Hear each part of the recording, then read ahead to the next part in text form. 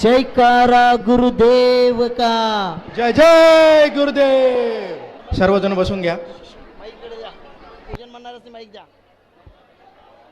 Hello, सभी लोग अपने स्थान पर बैठेंगे. कृपा करके सभी लोग अपने स्थान पर बैठेंगे. आचार्य भगवान विद्यासागर जी महामुनिराज कल से इस ऐतिहासिक नगरी जो जैनों की काशी के रूप में मानी जाती है, ऐसे कारंजा नगरी में विराजमान हो गए हैं. आज का ये प्रवचन माला प्रारंभ करें पूजन और प्रवचन. उसके पहले आचार्य भगवान जी को शास्त्रदान करने के लिए यहाँ निमंत्रित करते हैं. स्वर्गीय मिश्रीलाल जी जैन की धर्मपत्नी सुलोचना देवी जी के द्वारा यहाँ आज के दिन शिरपुर अंतरिक्ष पार्श्वनाथ अतिशय क्षेत्र में जो भव्य दिव्य सहस्त्रकूट जिनालय हो रहा है, उसके लिए एक सहस्त्रकूट चैत्यालय 3,51,000 रुपए की दान राशि की स्वीकृति आए. वे आएंगे और आचार्य भगवान जी को शास्त्रदान करेंगे. सुलोचना देवी जी, इनके द्वारा गोवा डिब्रूगढ़ आसाम निवासी. उसी के साथ डॉक्टर प्रवीण जी गोरे और डॉक्टर तृप्ति जी गोरे, इन्होंने भी सहस्त्रकूट का एक चैत्यालय 3,51,000 रुपए की दान राशि या चेक के रूप में आज के दिन दी है. वे भी आएंगे और आचार्य भगवान जी को शास्त्रदान करेंगे. शास्त्र की शास्त्र इकडे इकडे इकडे इकडे खाली खाली खाली खाली खाली. डॉक्टर प्रवीण जी गोरे, तृप्ति जी गोरे, सुलोचना देवी जी, बरेला जबलपुर से यहाँ डॉक्टर संदीप, सुधीर, शुभम, ईशान, संगीता, शुभांगी जैन, बरेला एवं बाबई निवासी, उन्होंने भी 55,555 की दान स्वीकृति दिए.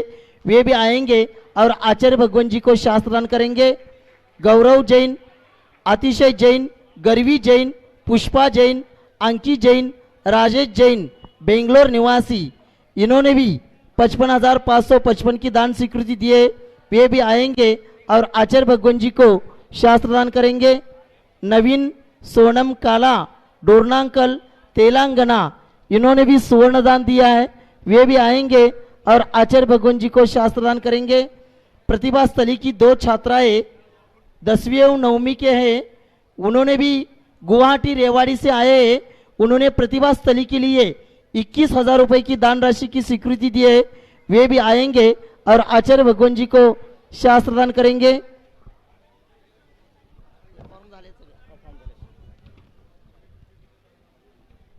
विनय जी छाबड़ा, वीर छाबड़ा, वैशाली नगर, भिलाई, इन्होंने भी 55,555 की दान स्वीकृति दी है.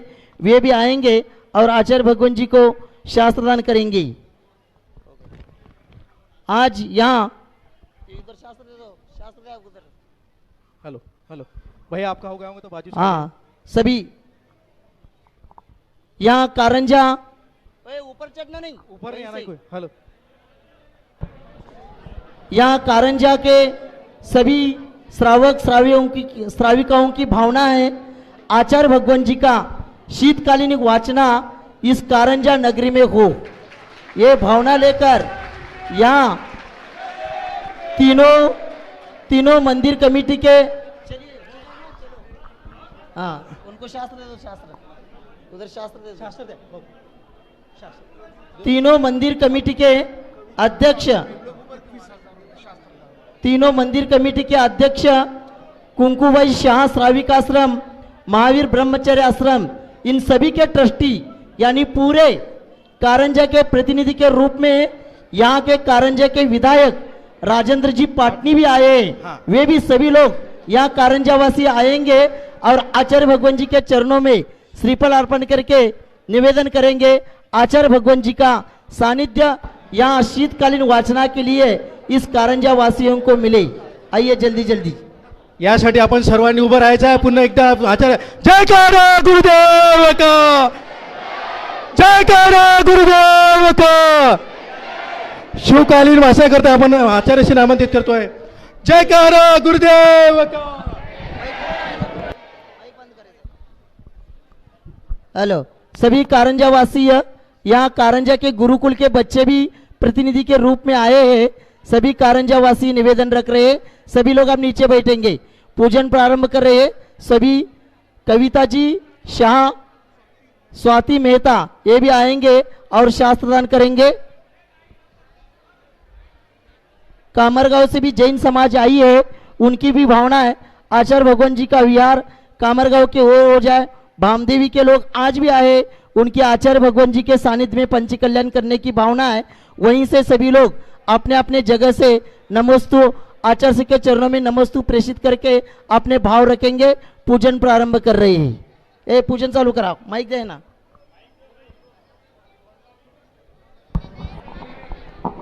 श्री विद्यासागर जी के चरणों में हम झुका रहे अपना माथा. जिनके जीवन की हर चर्या बन पड़ी स्वयं ही नवगाथा. जैनागम का वह सुधा कल जो बिखराते हैं गली गली. जिनके दर्शन को पाकर के खिलती मुरझाई हृदय कली. ओम रूम परम पूज्य संत शिरोमणी आचार्य भगवान विद्यासागर जी महामुनींद्र अत्र अवतर सवस्थिति आह्वाननम अत्र तीर्थोट स्थापनम अत्र सन्निधोट स्थापनम सनदीकरणम. संसारिक विषयों में पढ़कर मैंने अपने को भरमाया.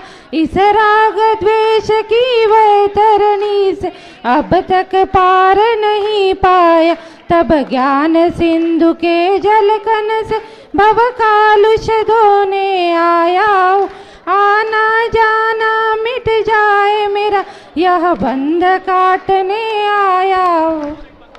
ओम रूम परम पूज्य संत शिरोमणी आचार्य भगवान विद्यासागर जी महामुनींद्राय जन्म जरा मृत्युनाशनाय जलम निरोपामिति स्वाहा. क्रोध अनल में जल जल कर अपना सर्वस्व लुटाया है. निज शांत स्वरूप न जान सका जीवन भर इसे भुलाया. चंदन सम शीतलता पाने अब शरण तुम्हारी आया हूँ. संसार ताप मिट जाए मेरा चंदन वंदन को लाया हूँ. ओम रूम परम पूज्य संत शिरोमणी आचार्य भगवान विद्यासागर जी महामुनींद्राय संसार ताप विनाशनाय चंदनम निरोपामिति स्वाहा. जड़ को ना मैंने जड़ समझा नहीं अक्षय निधि को पहचाना. अपने तो केवल सपने थे ब्रह्म और जगत का भटकाना. चरणों में अर्पित अक्षत है अक्षय पद मुझको मिल जावे. अब ज्ञान अनुकी करीनों से यह हृदय कमल भी खिल जावे. ओम रूम परम पूज्य संत शिरोमणी आचार्य भगवान विद्यासागर जी महामुनींद्राय अक्षय पद प्राप्त अक्षतम निरोपामिति स्वाहा. इन विषय भोग की मदिरा भी मैं बना सभी से मतवाला. तृष्णा को तृप्त करे जितनी उतनी बढ़ती इच्छा ज्वाला. मैं काम भाव विध्वंस है मन सुमन चढ़ाने आया हूँ.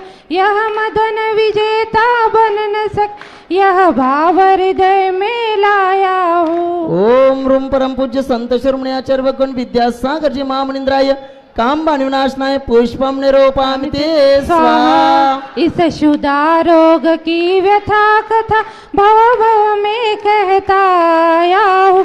अति भक्ष भक्षप के फिर भी मन तृप्त नहीं कर पाया हूँ. नैवेद्य समर्पित करके मैं तृष्णा की भूख भुकाऊंगा. अब और अधिक ना भटक सकूं यह अंतर बोध जगाऊंगा. ओम रूम परम पूज्य संत शिरोमणी आचार्य भगवान विद्यासागर जी महामुनींद्राय क्षुधा रोग विनाशनाय नैवेद्यम निरोपामिति स्वाहा. मोहांधकार से व्याकुल हूँ, निज को नहीं मैंने पहचाना। मैं राजद्वेष के लिप्त रहा, इस हाथ रहा बस पछताना। यह दीप समर्पित करके मुनि मेरा तम दूर भगा देना। तुम ज्ञान दीप की बाती से मम अंतर दीप जला देना। ओम रूम परम पूज्य संत श्रीमयाचार्य भगवान विद्यासागर जी महामुनिंद्राय मोहंधकार विनाशनाय दीपम निरूपामि ते। इन अशुभ कर्म ने घेरा है, मैंने अब तक यह माना था। बस पाप कर्म तज पुण्य कर्म को चाह रहा अपनाना था। शुभ अशुभ कर्म सब रिपुदुल, मैं इन्हें जलाने आया हूँ। इसलिए तव चरणों में अब धूप चढ़ाने आया हूँ। ओम रूम परम पूज्य संत श्रीमयाचार्य भगवान विद्यासागर जी महामुनिंद्राय अष्टकर्म दहनाय धूपम निरूपामि ते स्वाहा। भोगों को इतना भोगा कि खुद को ही भोग बना डाला। साध्य और साधक का अंतर मैंने आज मिटा डाला। मैं चिदानंद में लीन रहूं, पूजा का यह फल पाना है। पाना था जिसके द्वारा मिल बैठा मुझे ठिकाना है। ओम रूम परम पूज्य संत श्रीमयाचार्य भगवान विद्यासागर जी महामुनिंद्राय महा मोक्ष फल प्राप्त फलम निरूपामि ते स्वाहा। जग के वैभव को पाकर मैं निज दिन के साल मस्त रहा। चारों गतियों की ठोकर को खाने में ही अभ्यस्त रहा। मैं स्वतंत्र ज्ञाता दृष्टा हूँ, मेरा पर से क्या नाता है। कैसे अनर्घ पद पा जाऊं, यह ऋण भावना बाता। ओम रूम परम पूज्य संत श्रीमयाचार्य भगवान विद्यासागर जी महामुनिंद्राय अनर्घ्य पद प्राप्त अर्घ्यम निरूपामि ते स्वाहा। भावों की निर्मल सरिता में अवगाहन करने आया हूँ। मेरा सारा दुख दर्द हर यह अर्घ्य बेटने लाया हूँ। हे तपो मूर्ति हे आराधक, हे योगीश्वर हे महासन, हे करुण कामना देख सके युग युग तक आगामी ओम रूम वसंत। परम पूज्य संत श्रीमयाचार्य भगवान विद्यासागर जी महामुनिंद्राय अनर्घ्य प्राप्त जयमाला पूर्णार्घ्यम निरूपामि ते स्वाहा। नमस्तु भगवान, नमस्तु नमस्तु नमस्तु। यहाँ आज के दिन आचार्य भगवान जी के चरणों में समस्त कारंजा वासियों की भावना, यहाँ के विधायक राजेंद्र जी पाटनी 1 मिनट में अपनी भावना रखेंगे और उसके बाद आचार्य भगवान जी का प्रवचन होगा। गुरुदेव नमस्तु नमस्तु नमस्तु। शीतकालीन वाचना के लिए आप सबने कारंजा में वास्तव करना चाहिए, ऐसी पूरी कारंजा समाज की भावना है और आप उसको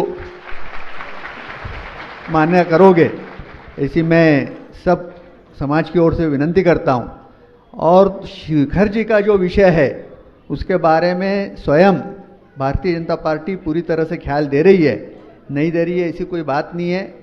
जो भी मैटर इसमें चल रहा है मीडिया में, उस ऐसी कोई भी बात नहीं है। इतना ही आपसे कहना चाहता हूँ। फिर से आपने शीतकालीन वाचना के लिए रहना चाहिए, यहाँ पे वास्तव करना चाहिए, इसलिए मैं आपको निवेदन करता हूँ।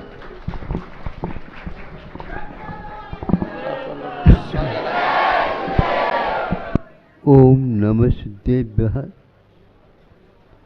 ओम नमः सिद्धेभ्यः, ओम नमः सिद्धेभ्यः। अहिंसा परमो धर्म की, आचार्य गुरुवर सुंदरकुंड भगवान की, आचार्य गुरुवर श्री ज्ञान सागर मुनि महाराज जी, जय लो परम पूज्य संत श्रीमयाचार्य भगवान विद्यासागर जी महामुनि राज जी की, समस्त आचार्य संघ की। व्यवहार में आप लोग 2-3 चीज़ों से पूर्णतः परिचित हैं। वो क्या है? पाषाणेषु यथा हेम, दुग्ध मध्ये यथा घृतम, तिल मध्ये यथा तैलम, ये 3 बातें हैं। पाषाण में स्वर्ण होता है और सुनार के माध्यम से ज्ञात कराने से उसको आप लोग खरीदते हैं, फिर उसका संशोधन आदि करके उस पाषाण से स्वर्ण को अलग किया जाता है और आपका विश्वास इसके ऊपर पूर्ण होता है। तभी तो आपके गले में अनेक प्रकार के स्वर्णिम हार आदि पहने जाते हैं। इसी प्रकार खाने के अपेक्षा से दुग्ध मध्ये यथाग्रथम, दूध तो प्रतिदिन आप सेवन करते हैं। किसी ने कहा इसमें एक बहुत दुग्ध सार नाम का, जिसको आप लोग घृत बोलते हैं, मराठी में तूप म्हणतात, हाँ तूप, तो वह भी आप विश्वास करके उस दूध को यथा योग्य पानी डाल करके उसको तपाते हैं और आगे की प्रक्रिया आपको ज्ञात है। दूध से सर्वप्रथम मोह को तोड़ना पड़ता है। यदि दूध का मोह रहेगा तो घी मिल नहीं का है, और घी यदि चाहते हैं तो पहले दूध खोना ही पड़ेगा। दूध खोना पड़ेगा, अर्थ खोआ नहीं बनाना, किंतु उसको विधिवत अपनी ओर ले आना। इसमें भी आप लोग तत्पर हो जाते हैं और उसका सेवन भी कर लेते हैं। दूध में घी का स्वाद नहीं आता, किंतु श्रद्धान करना पड़ता। मोक्ष मार्ग में श्रद्धान की बड़ी आवश्यकता होती है। हम धीरे धीरे इन 3 वस्तुओं के माध्यम से वह उस आत्म तत्व की ओर आपको ले आना चाहते हैं।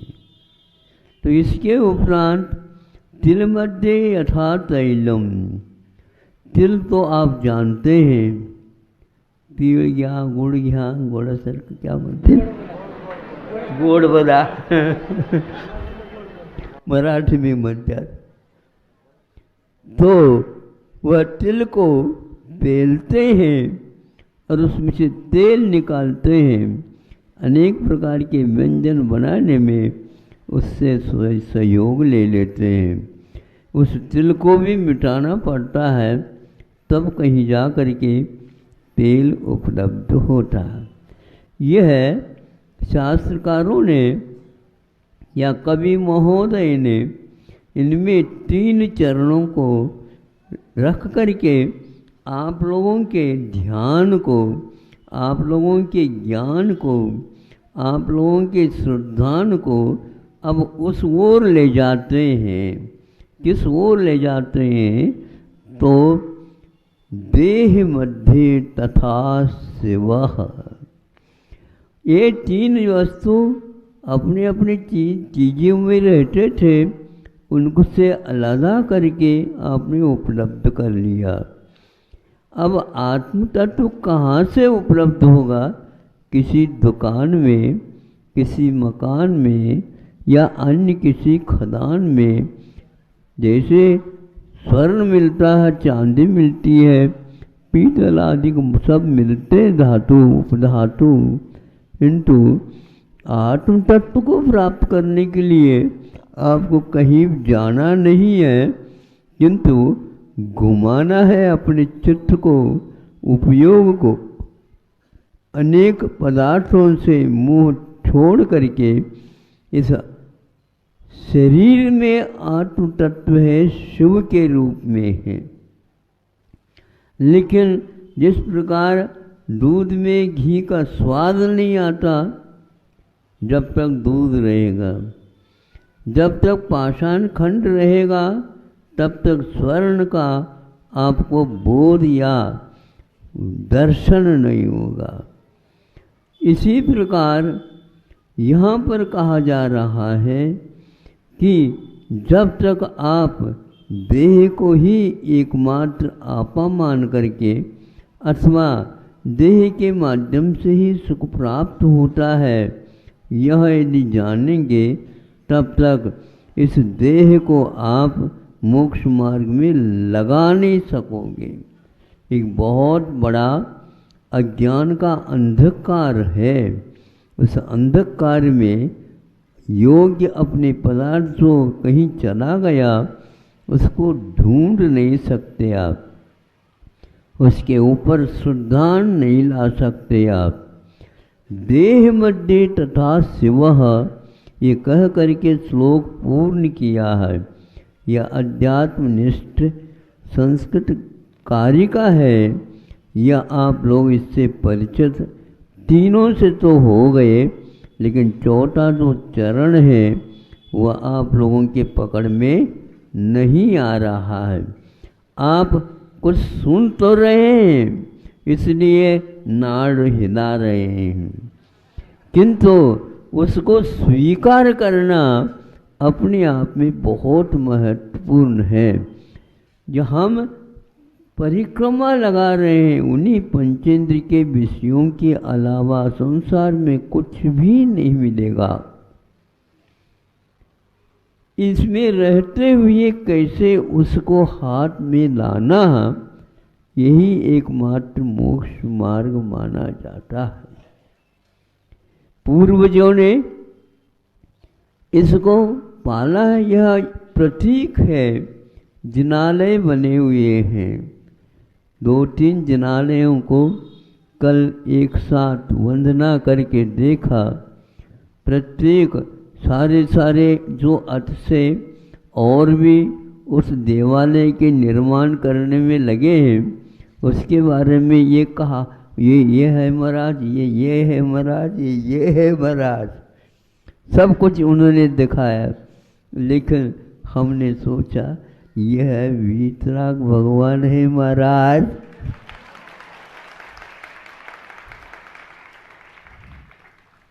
इनसे आप क्या काम ले रहे हो?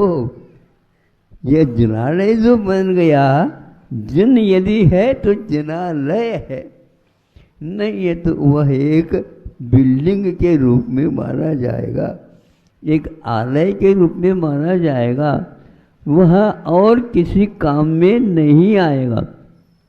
वहाँ पर जाकर के देखते हैं हम, कोई भी व्यक्ति वहाँ पर सोना नहीं चाहता, कोई भी व्यक्ति आराम करना नहीं चाहता, कोई भी व्यक्ति इधर उधर की चर्चा थोड़ी बहुत बात अलग है करना नहीं चाहता। सबका ध्यान का केंद्र श्री जी है, जिन है, शास्त्र है, गुरु है। इसके अलावा और जो कुछ भी वहाँ पर दिया गया वह एक केवल उस धन का उपयोग करके मुंह को छोड़ने के लिए हमें उपदेश मिलता है। अब आप लोगों को जिस प्रकार यह चौथा चरण इस शरीर में शिव है तो कैसे मंथन कर ले, मंथन करने से नहीं मिलेगा और कुछ भी चीरा फाड़ी करने से भी नहीं मिलेगा। आज का विज्ञान चिकित्सा के अपेक्षा से, आणविक शक्तियों की खोज के अपेक्षा से बहुत दूर तक गया है, लेकिन उसको आत्म तत्व हाथ नहीं लगा, बाकी सब तत्व लग गए। और उसी को पाने के लिए आप चिकित्सा के क्षेत्र में अथवा विज्ञान के क्षेत्र में अपने संतान को तो भेज देते हो, किंतु शरीर के मंथन करने से बेटा भगवान बनता है, यह सिखाते नहीं। महाराज इसको आशीर्वाद दे दो, बेटा है होनहार है, होनहार है तो हमें दे दो।